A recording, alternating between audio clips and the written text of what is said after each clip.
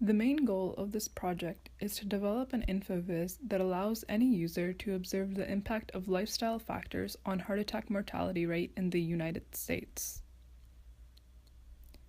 We are gathering our data from the CDC, which provides data between 2005 and 2013 for heart disease mortality rate, percentage of population with access to parks, percentage of adults that are obese, percentage of people without health insurance, and percentage of people that have graduated high school for every county in each state in the US. Heart disease mortality rate is defined as the number of people that have died due to heart-related issues per 100,000 people. Having access to a park is defined as living within half a mile to a park. We are mapping the data values onto a map of the US using color gradients to allow users to see geographic trends of health-related risk factors. The user can also choose lifestyle factors to plot on a scatter plot to visualize correlations to heart disease and to other variables. To begin with, we have a heat map of the United States on the left side of the page. There is also a time slider at the top of the page. The default heat map displays the percentage of the population that lives within a half a mile to a park in 2010. The user can change what variable and year is displayed on the heat map by using the drop-down and slider. The drop-down allows the user to change the variable displayed, and the slider allows the user to change the year displayed. There is also a scatter plot of the same data that is on the heat map to help the user observe correlations between different variables and heart attack mortality rate. For example, I could check if there is a correlation between heart attack mortality rate and percentage of adults that don't have insurance. To see that, I need to select the X and Y axis with the drop-downs to update the heat map and scatter plot. I can go to the drop-down menu and click on No Insurance, and see the corresponding change in the heat map that displays the percentage of people that do not have insurance in each state. We can see the scatter plot replotting to show insurance with heart attack mortality rate when I select a state.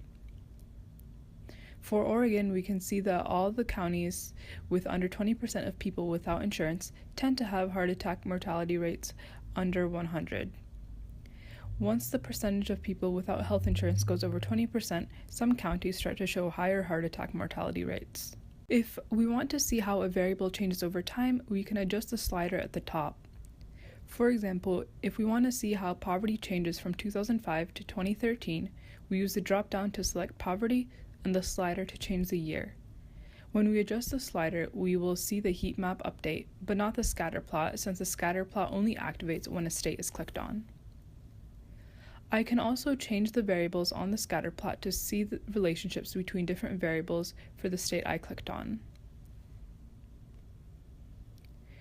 There were several questions taken into consideration when developing our info visualization.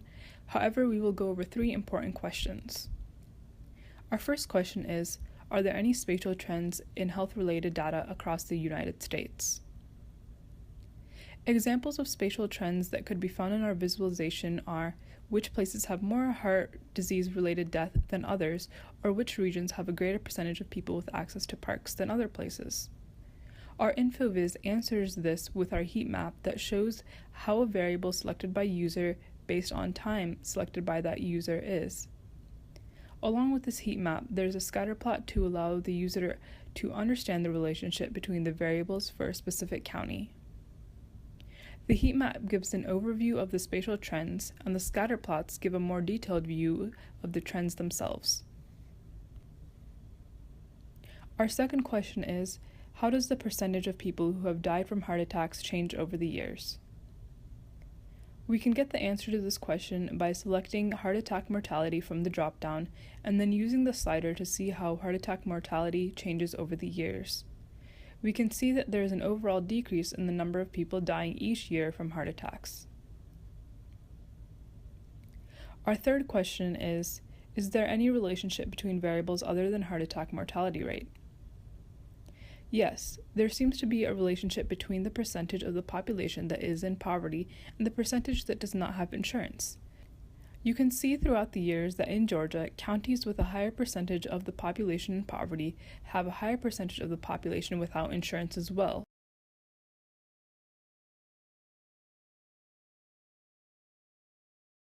This holds true for other states. We hope that users can draw valuable insight from the CDC data by using our tool.